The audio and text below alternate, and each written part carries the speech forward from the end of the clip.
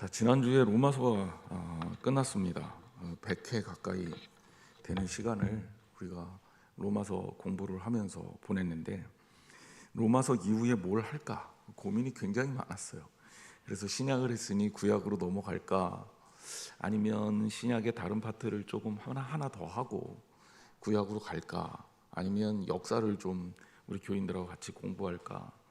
제가 목회하면서 수요 예배 되게 중요하게 생각하는 게, 수요 예배 때는 제가 여러분들을 가르칠 수 있는 대로 최대한 지적인 성숙 그리고 영적인 성숙을 위해서 가르치는 시간으로 가지고 있으니까, 이 귀한 시간에 여러분들과 의미 있는 공부를 해야 되겠다 싶어서 기도하면서 고민을 좀 많이 했었습니다. 원래는 전도서를 할까 했었어요. 그런데 지난주인가요? 전도서 설교를 제가 한번 했죠. 그래서 전도서는 주일에 시간 날 때마다 하나씩 이렇게 강의식으로 조금 전도서는 좀 뭐랄까 생각할 게 많은 성경이니까 주일날 좀 주로 많이 다루려고 하고요. 그리고 마음을 바꾼 게 이제 요한일서입니다. 여러분들한테 이번에 요한일서는 그냥 안 가고 이렇게 교재를 나눠드렸어요. 그죠? 예.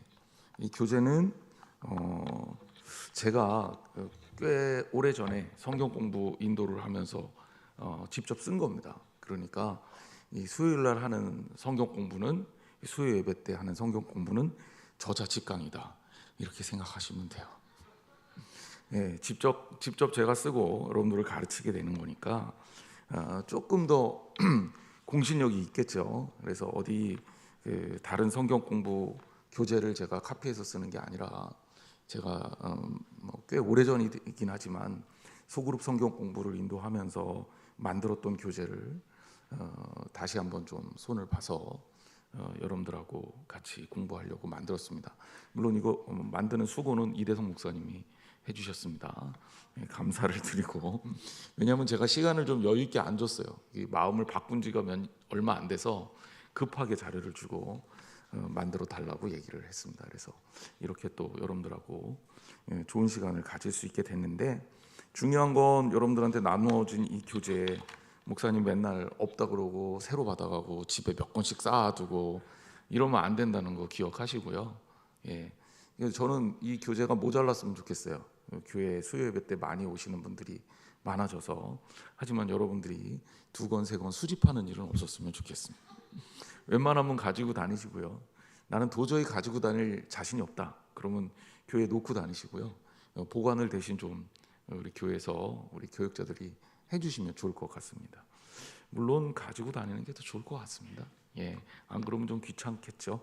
그리고 여러분들이 좀 메모도 같이 하면서, 수요일 날은 이제 요한일서 공부하는 동안에는 진짜 성경 공부를 좀 제대로 해보자고요. 사실 로마서를 여러분들하고 같이 나누면서 성경에 나오는 대부분의 교리적인 어떤 이론이나 복음의 핵심이나 다 다뤘어요. 이미 거의 여러분들이 다 로마서를 쭉 쫓아왔다면 알고 있는 내용입니다. 이제 성경을 바꿔서 바울의 눈이 아니라 요한일서의 저자, 요한이라고 알려져 있는데, 이 요한일서의 저자의 눈으로 다시 한번 복음에 대해서 우리가 살펴보는 거죠. 로마서는 로마 교회에 있는 교인들을 위해서 쓴 바울의 편지입니다. 그 당시 상황과 역사적 상황들, 그리고 그들에게 필요한 메시지가 들어있고요. 요한일서는 일반적으로 교인들에게 특히 알려져 있기로는, 근데 내용을 보면 대부분 신학자들이 짐작하는 건데, 믿음이 없는 사람이 아니라 믿음이 있는 교인들의 신앙적 성숙을 위해서 쓰여진 성경입니다. 물 좀 마실게요.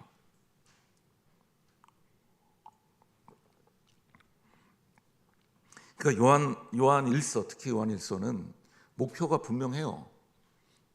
그래서 일반 교인들이 어느 교회를 다니던 상관없이 신앙을 가지고 그 신앙이 이단과 또 잘못된 길로 가지 않고 온전하고 건강하게 자리 잡고 성장할 것을 원하는 마음으로 쓴 편지다, 이렇게 생각하면 됩니다. 그래서 오늘은 제가 1절부터 4절까지를 읽었는데, 이 서론 부분을 다룰 겁니다. 일반적인 내용을 좀 다루고 요한일서를 들어가기 전에 이제 성경에 대한 전반적인 공부를 다시 한번 한다.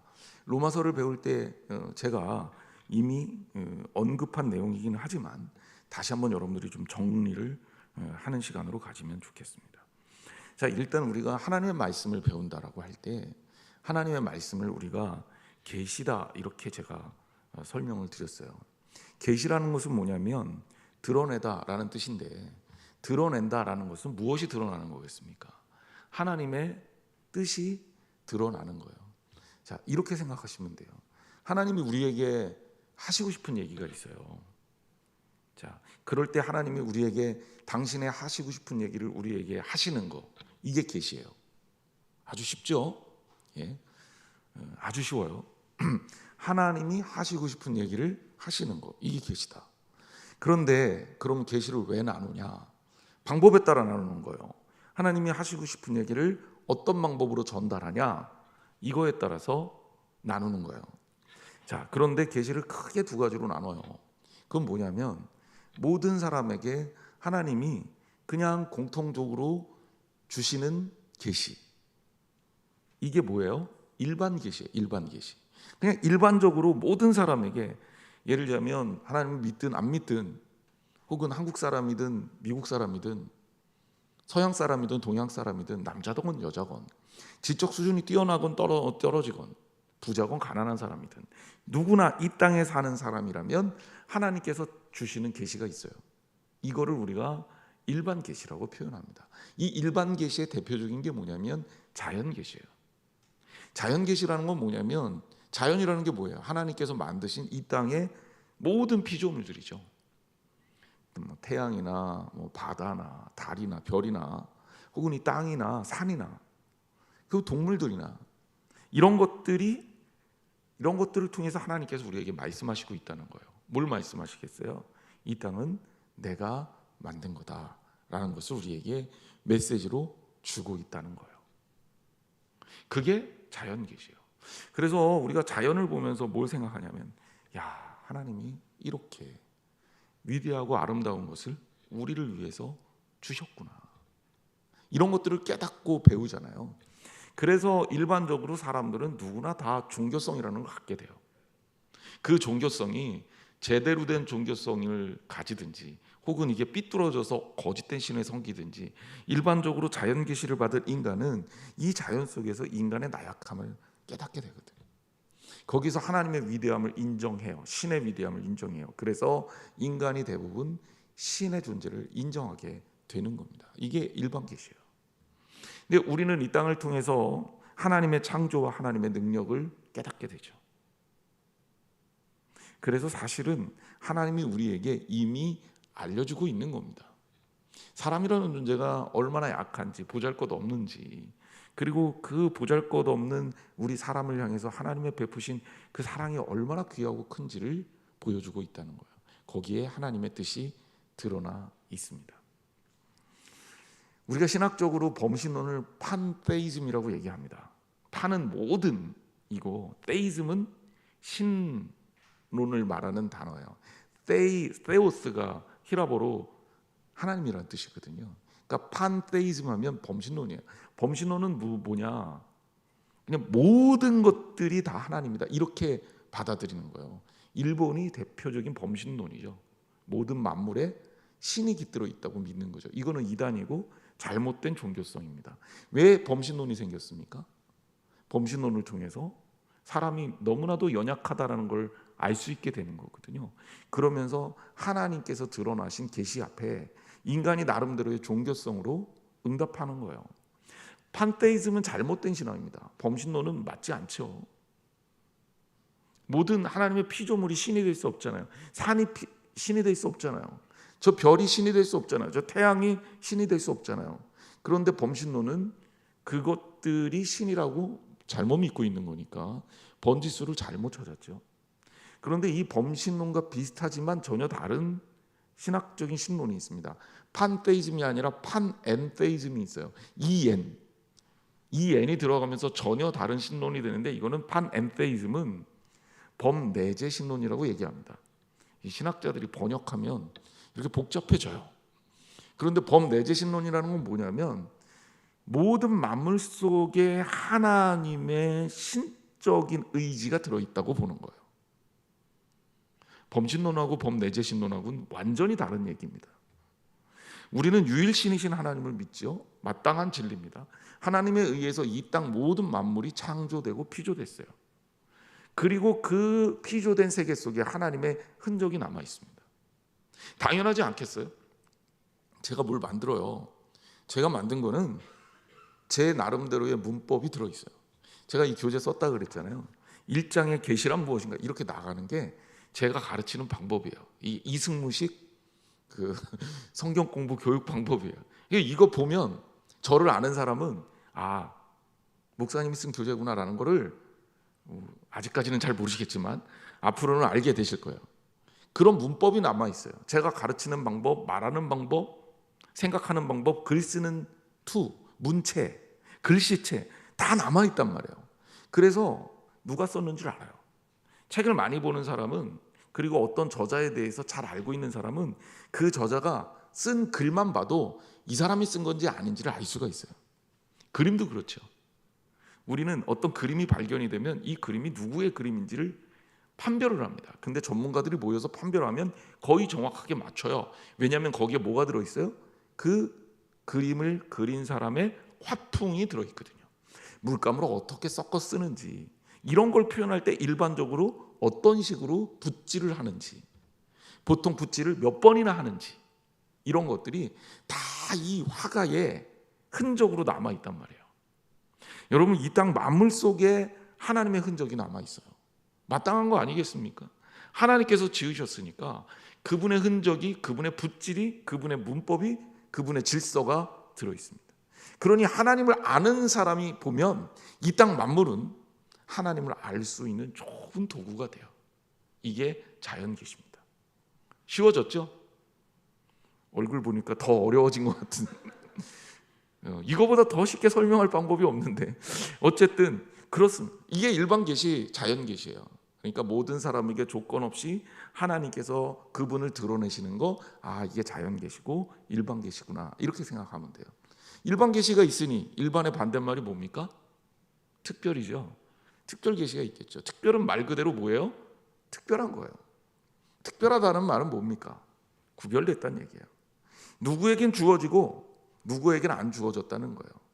예를 들자면 선생님이 아이들을 불러서 맛있는 걸 하나씩 다 나눠주고 그 중에서 마음이 쓰이는 애가 한 명 있어요. 집안이 가난하다든지 공부하는데 힘들게 공부한다든지 걔는 따로 불러요. 야, 너한테만 특별히 주는 거니까 너 모르는 척해. 그럴 때 특별이라는 단어를 쓰잖아요. 이 특별 계시가 바로 그런 느낌입니다.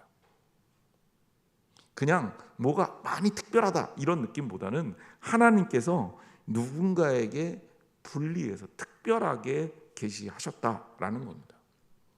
예를 들자면 하나님을 모르는 사람들은 하나님이 일부러 굳이 얘기 안 하시고 하나님이 필요한 사람들만 불러서 그들에게 이러이러한 얘기를 해주셨다라고 한다면 그게 특별 계신 거예요. 모세를 불러서 하나님이 모세에게만 말씀하셨잖아요.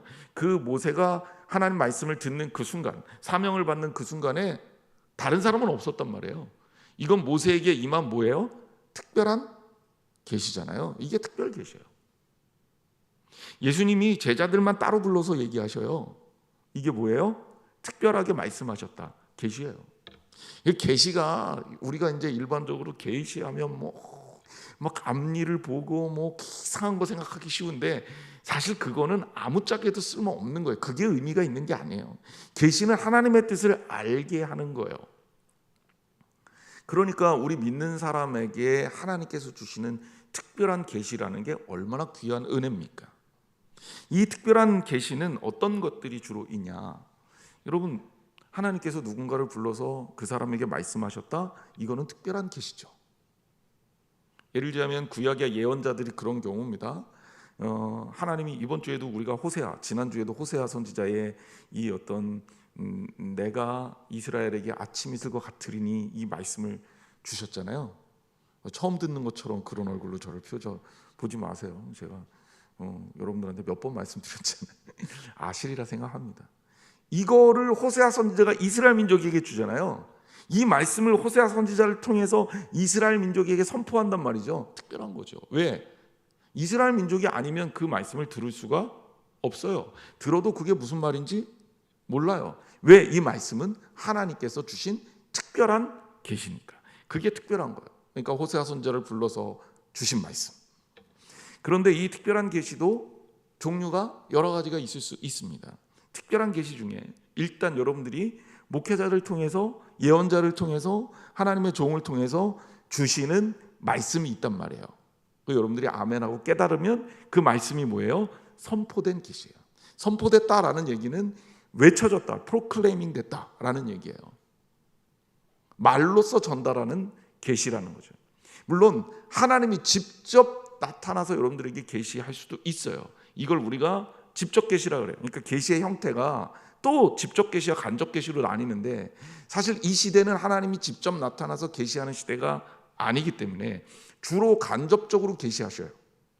그 간접적으로 계시하는 것들을 우리가 살펴보는 겁니다. 자, 그런데 그 중에서 어떤 계시가 있냐? 목회자 입술을 통해서 선포되어지고 있는 이 선포된 계시가 있다. 이거는 일반 계시가 아니죠. 왜? 그 자리에 있는 사람들만 들을 수 있는 거니까 이거는 선포된 계시고 특별한 계시 중에 선포된 계시다라고 얘기를 하는 거죠. 또 어떤 계시가 있습니까? 기록된 계시가 있어요. 제가 이 얘기하려고 여태까지 계속 달린 거예요. 기록된 계시는 한마디로 얘기하면 성경이다. 성경이다. 여러분들이 왜 하나님 말씀을 중요하게 생각해야 되느냐? 성경이야말로 하나님께서 그분의 뜻을 가장 명확하고 정확하게 계시한 것이기 때문에 그렇습니다. 말이라는 거는요, 불완전해요. 어떤 면에서 불완전합니까? 말은 어때요? 보관이 안 돼요. 물론 요새는 레코딩이 되기 때문에 이 말한 게 녹화가 되고, 그리고 목사들도 옛날하고 다르게 되게 어려운 게 지금은 설교하면 유튜브에 다 올라가잖아요. 교인들 때문에 올리는 거예요. 목사들은 그게 부담스러울 수밖에 없어요. 왜냐하면 틀리면 요즘 애들 말로 박제가 된단 말이에요. 그럼 이제 망신살 뻗치는 게 영원히 계속되는 거지. 나의 부끄러운 흑역사가 지속되는 거죠. 그게 부담스러울 수밖에 없어요.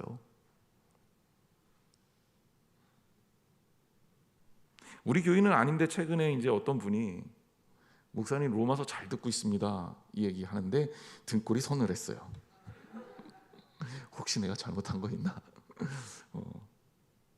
그만큼 이제 우리 사회가 이렇게 발전하면서 상황이 바뀌어가고 있지만, 예전에 예언자들의 메시지가 선포되었을 텐데, 예레미야를 통해서도 선포되고, 예수님을 통해서도 선포되고, 스데반을 통해서도 선포되고, 베드로를 통해서도 선포됐을 텐데, 그때 그 자리에 있었던 사람들은 선포된 계시를 들었겠지만, 이 선포된 계시는 어때요? 유지되지가 않아요. 그러니까 계시로서 일회적인 경우가 대부분인 거죠. 하지만 요즘은 이것이 하나님의 말씀으로 기록돼서, 성경은 어떤 특징을 갖습니까? 소위 말해서 기록되어서 보존이 가능하고, 그리고 두 번째는 뭐예요? 필요에 따라서 언제든지 하나님의 뜻을 알기 위해서 성경을 읽을 수 있는 굉장한 특권이 주어지게 되는 게 이 기록된 계시입니다. 물론 성경을 읽는다고 해서 다 깨닫는 게 아니기 때문에 이 계시의 특성상 모든 사람들에게 다 열리는 건 아니에요. 믿음이 없는데 성경을 백날 읽어봐야 믿음이 생기기 전까지는 성경의 메시지는 은혜로 다가오지 않습니다. 하지만 믿음이 있는 자에게 말씀은 능력이 되고 살아 움직이는, 정말 우리의 심령과 골수를 쪼개기까지 하는 날카로움이 있죠. 그리고 때로는 그 말씀은 우리에게 손길보다 더 달죠.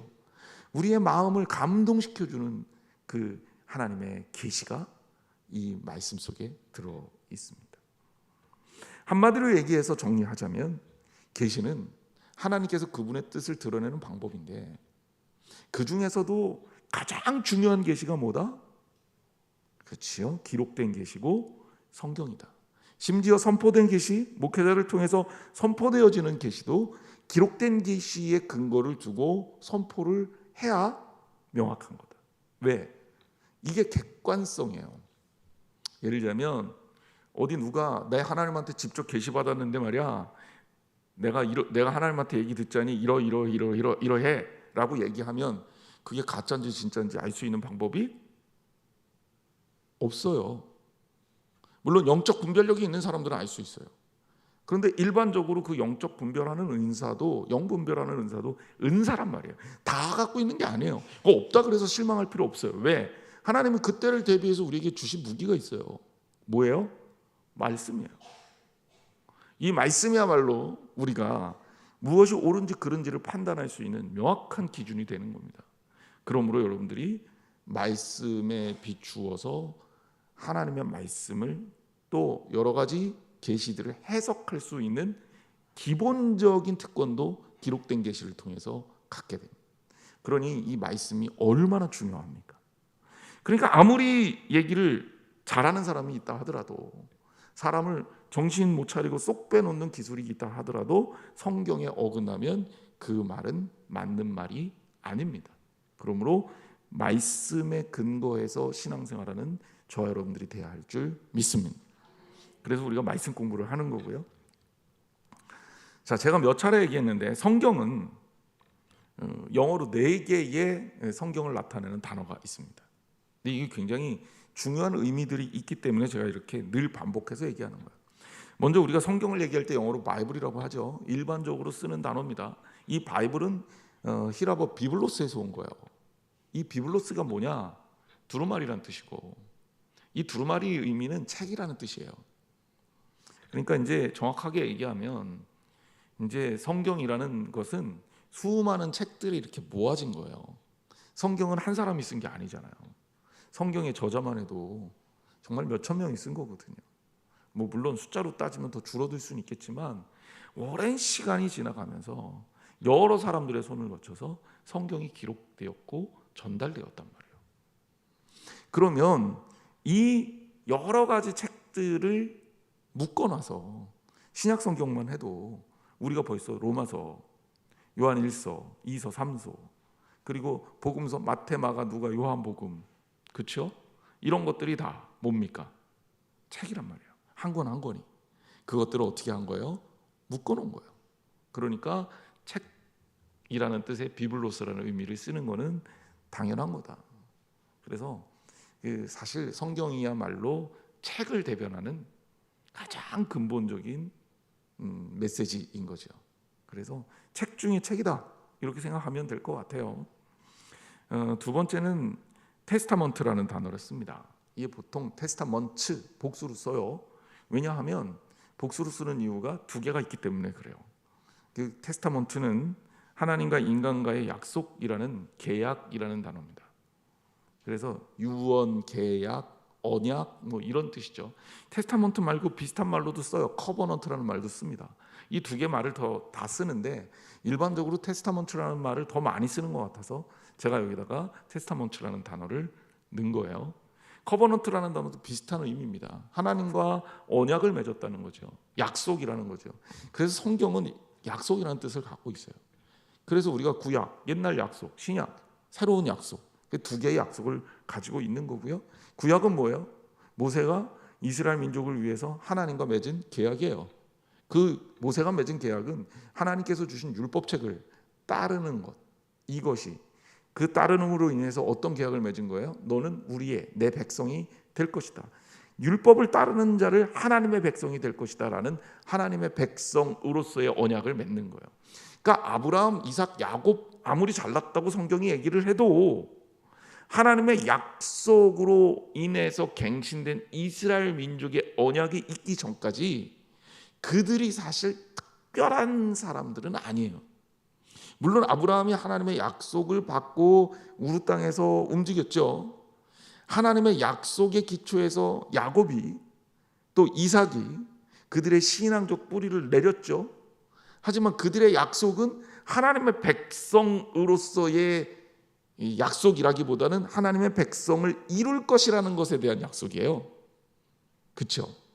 그리고 그 약속의 성취는 시내산에서 이스라엘 민족과 하나님과 맺은 약속이라고. 이게 구약이에요.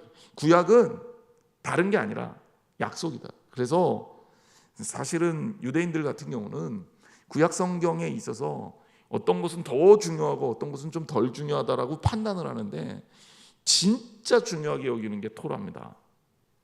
토라는 뭐냐면 창세기, 출애굽기, 레위기, 민수기, 신명기, 창출, 레민신, 이게 이제 5경, 5가지 경전이라고도 부르고, 우리가 구약학자들은 이 부분을 토라, 유대인들은 토라라고 부릅니다.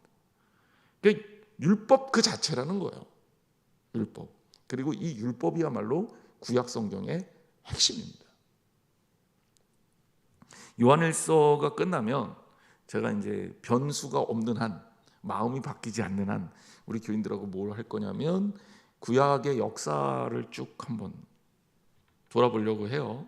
그래도 기본적으로 구약이 어떻게 흘러가는지, 그리고 신약으로 어떻게 연결되는지, 이거를 공부하고 나면 성경이 여러분들이 이제 눈에 조금 집힐 겁니다. 보일 겁니다. 이제 그 공부를 해야 되니까 이제 그거를 하려고 합니다. 근데 어쨌든 제가 뭐 팁으로 계속 반복하면서 이 얘기 저 얘기 한 것들을 짜맞춰 보면 대충 그림이 나오겠지만, 보통 그런 식으로 하면 정리가 안 되니까 한번 정리를 쫙 해드릴 건데 그것도 꽤 오래 걸릴 거예요. 근데 그 전에 우리가 이제 이런 시간을 갖는 겁니다. 그리고 신약은 어떻습니까? 신약은요, 예수님께서 이 땅에 오셔서 십자가에서 죽으심으로 그리고 부활하심으로 맺은 새로운 언약이에요. 신약의 언어는, 신약의 약속은 뭡니까? 믿음에 대한 약속이에요. 예수 그리스도에 대한 믿음에 대한 약속이에요. 그러니까 구약은 율법과 그 율법의 행함에 대한 약속이고, 그 행함을 통해서 하나님의 백성이 되는 것들에 대한 약속이 구약이라면, 신약은 예수 그리스도를 믿음으로 인해서 구원받는 것에 대한 약속이에요. 믿음을 통해서 구원을 받는 것이 하나님의 백성으로 사는 비결이다. 이렇게 한 약속인 거죠. 그리고 그 약속을 믿는 자에게 이 약속은 어떻게 됩니까? 유효해요. 다른 어떤 조건이 필요 없어요. 예수 그리스도를 믿음으로 구원을 얻는다. 아주 심플하고 명확하고 쉽죠. 그래서 쉽고 명확하고, 그러니까 이걸 우리가 뭐라고 부르는 거냐면 너무 좋은 일이잖아요. 그래서 그걸 우리가 굿 뉴스라고 부르는 거예요. 굿 뉴스는 복음이라는 뜻이에요. 그러니까 왜 복음이냐? 예수님께서 우리와 맺은 그 언약이 우리한테 특권은 너무너무 많고, 그리고 우리가 드리는 노력은 이만큼밖에 안 돼. 그러니까 이런 계약을 뭐라 그래요? 요즘 애들 말로는 해자다, 이렇게 얘기하죠. 그러니까 복음이라는 뜻이에요. 좋은 일이라는 거죠. 그래서 진짜 좋기 때문에 복음이라고 얘기하는 거예요. 예를 들자면 하나님을 믿기 위해서 너는 이러이러한 일을, 복잡한 일을 다 해야 돼. 이거 해야 되고 저거 해야 되고 성경도 다 읽어야 되고 성경도 외워야 돼. 그런 조건이 하나도 없어요. 예수 그리스도를 전심으로 따르고 믿으면 충분하다는 거예요. 근데 우리가 이제 잘 믿으려니까 믿음이 있는 우리들을 위해서 요한 사도가 그 당시 교인들한테 편지도 쓰고, 신앙생활 하려면 말이야, 니들 예수 믿는 건 알겠는데 제대로 믿어야 돼. 그리고 흔들리지 말고. 그래서 이제 이렇게 공부도 하는 거죠. 그래서 요한 사도가 우리에게 주신 그 말씀을 우리가 받아들이고 귀를 기울이고 말씀에 따라서 살려고 애쓰는 거. 이게 이제 우리에게 필요한 거긴 하지만, 우리의 약속은 예수 그리스도를 믿음으로 시작되고 완결되는 거예요. 예수 그리스도는 알파요 오메가입니다. 그러니까 예수 말고 더 다른 복음이 없어요. 그러니까 예수 더하기 뭐가 있다, 이렇게 얘기하는 거는 다 가짜입니다. 그러니까 이상한 이름 막 붙여서 자기가 뭐 보혜사니, 자기가 예수님하고 뭐 가깝느니, 이런 얘기 다 소용없어요. 예수 밖에는 없습니다. 테스타먼트는 바로 그런 언약, 약속이라는 의미고, 옛날에 맺은 언약을 구약이라고 하고, 예수님이 오셔서 새롭게 맺어진 언약을 신약이라고 하고, 구약은 의무조항이 많았으니까 너무 힘들었잖아요. 그런데 신약은 굉장히 단순하고 명확하고 우리에게 너무 커다란 은혜이기 때문에 우리가 이것을 가스페아, 하나님의 말씀이자 굿뉴스, 복음이라고 부르는 겁니다. 자, 세 번째 의미는 캐논입니다. 캐논은 제가 언젠가 한번 낮 예배 시간에도 설명을 한번 한 적이 있습니다. 캐논이라는 뜻은 이게 히브리어 카네에서 온 단어고요. 카네는 갈대라는 뜻입니다. 저는 처음에 신학교 다닐 때 이 얘기를 들을 때 인간은 생각하는 갈대라고, 파스칼이 그랬나, 여자가 흔들리는 갈대라 그랬나, 막 헷갈리기 시작했는데, 그러면서 갈대라는 이미지를 뭐라고 생각했냐면 바람이 불 때마다 이리저리 흔들리는 그런 걸로 생각을 했거든요. 그 갈대가 아니더라고요, 이 의미가. 왜냐하면 이 카네라는 의미는, 갈대가 이제 이렇게 뽑아놓고 보면 똑바르잖아요, 그죠? 사이즈도 어느 정도 일정하고, 이 똑바르니까 무엇인가를 재는 도구로 썼어요. 무엇인가를, 이게 몇 센치, 얼마쯤 돼? 그러면 길이를 재는 도구로 썼다고요. 그 재는 도구로 썼다는 의미에서의 갈대예요.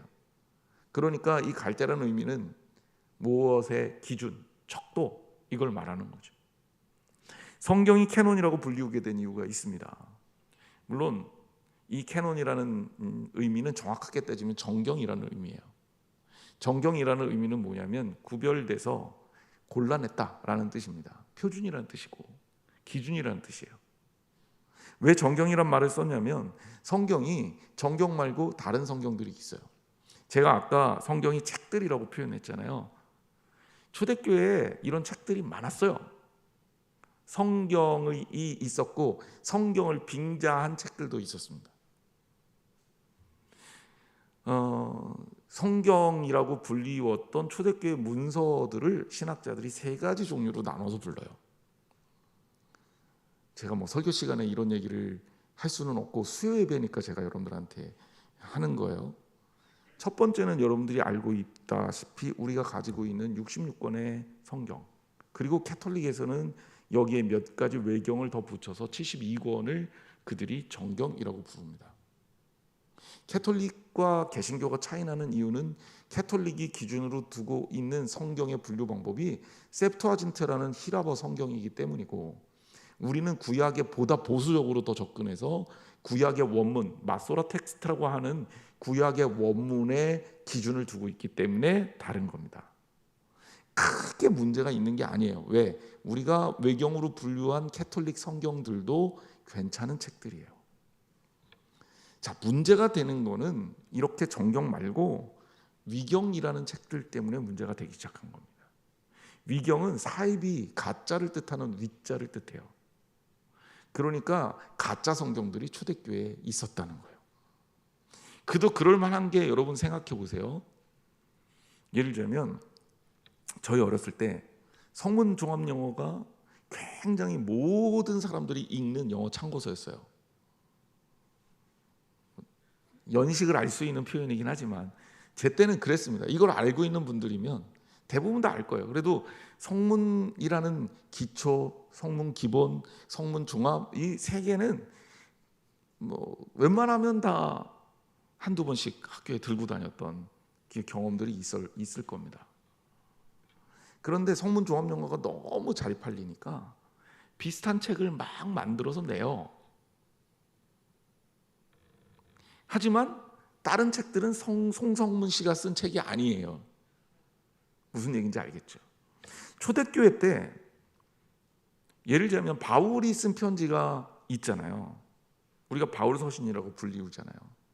그런데 자기가 가르치는 것을 성경 메시지하고 좀 다른데 사람들한테 알리고 싶은 욕구에 사로잡혀 있는 잘못된 사람들이 있어요. 소위 말해서 이단들인 거지. 그 이단들이 바울 서신 비슷한 책들을 써내기 시작했어. 그게 얼마나 위험한 문서들입니까? 그리고 심지어 어떤 것도 있냐면 진짜 뜬금없이 사도들의 이름을 갖다 붙여. 진짜 베드로가 썼는지 모르는데 베드로의 이름을 갖다 붙여서 베드로 복음 이렇게 쓴단 말이에요. 그러면 많은 사람들이 베드로 복음이면 베드로가 쓴 복음인가 보다 라고 성경을 읽을 거 아니에요. 그렇죠? 근데 거기에 잘못된 내용이 잔뜩 들어가 있는 거예요. 당시에 이단인은 가연설이나 에비오니즘이나 혹은 영지주의나 이런 것들이 잔뜩 들어가 있는 거예요. 그러면 이거 어떻게 해요? 성도들이 신앙적으로 위험하게 되는 거죠. 오늘날로 따지면 이런 거예요. 성경이 있지만 통일교에서 통일교 원리강론이라는 책을 성경처럼 써요. 원리강론을 보면 거기도 예수님 얘기 나와 있고 천지창조에 대해서 진짜 논리적으로 잘 설명해 놨어요. 이 자리라는 게 좋은 의미에서의 자리 아니라 잘 조작해 놨어요. 얼마나 기가 막히게 조작해 놨는지 그냥 모르는 사람들이 성경을 옆에 놓고 읽으면 원리강론이 더 뛰어난 성경같이 보여요. 하지만 원리강론은 어떤 거예요? 잘못된 성경이죠. 이런 거를 초대교회 때 하나하나 발견해서 신학자들이, 교부들이, 사도들이 뭐라고 불렀냐면 그 잘못된 경전들을 빼놓은 거예요. 아, 이거는 진짜 성경이 아니야. 이건 가짜야. 그래서 신학자들이 그런 성경들을 뭐라고 그러냐면 위경이라고 부릅니다. 가짜 성경이다라는 거죠. 뭐 무슨 얘기인지 알겠죠? 예전에 왜 다빈치 코드라는 영화가 유행했던 적이 있어요. 기억나셔요? 그거 우리들도 많이 봤죠. 책도 나왔었고. 근데 다빈치 코드에 보면 어디 뭐 문서가 발견이 됐고 거기에 예수님이 뭐 결혼해 갖고 애까지 낳았다 뭐 이런 얘기가 막 나와. 아들은 안 낳고 딸이 낳았다. 그러면서 이 저자가 이게 기존의 성경이 다 잘못됐고 기존 성경은 그 정치 권력 투쟁의 결과물이고 진짜 성경은 따로 있는데 그거는 우리가 찾는 거다 뭐 이런 식의 헷갈리게 해놔요. 그럼 전혀 근거가 없냐? 근거가 있어요. 그때 쓰여진 가짜 성경이 위경 같은 거예요. 왜냐하면 예수님의 이따가도 뭐 다음 시간에 설명을 하게 되겠네요. 그 이단들은 예수님의 신성을 부정하는 전통에 서 있어요. 그러니까 예수님이 하나님의 아들이 아니라 하나님에 의해서 선택된 예언자 같은 거야. 예언자 중에서도 굉장히 뛰어난 예언자인 거지. 그러니까 예수님의 권위는 인정하지만 예수님을 하나님의 아들로 보진 않아요. 그러니까 예수님은 결혼도 해야 되고 자녀도 낳아야 되는 거예요. 무슨 얘기인지 알겠죠? 그런 위경들이 있고 그런 위경들을 발견해서 이 위경들이 얼마나 말이 안 되냐면 탄소 동위원소 측정을 해서 이 언제 쓰여졌냐를 보면 한참 후대에 쓰여진 것들이에요. 그러니까 진짜 성경이 아닌 거죠.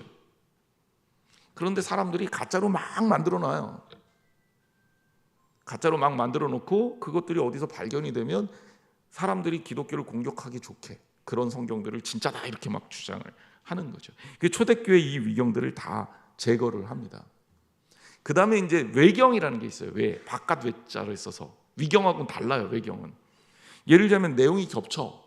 그런데 이 성경 A라는 성경하고 B라는 성경이 내용이 비슷한데 B라는 성경보다 A라는 성경이 더 괜찮아요. 교인들이 더 잘 알고 정리가 잘 돼 있어.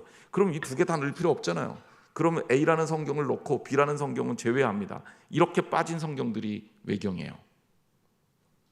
이 성경은 내용은 괜찮은데 저자가 좀 불확실한 것 같아. 누가 썼는지 불분명해. 그러면 굳이 넣지 말자. 그러고 빼놓으면 그게 외경이 돼요.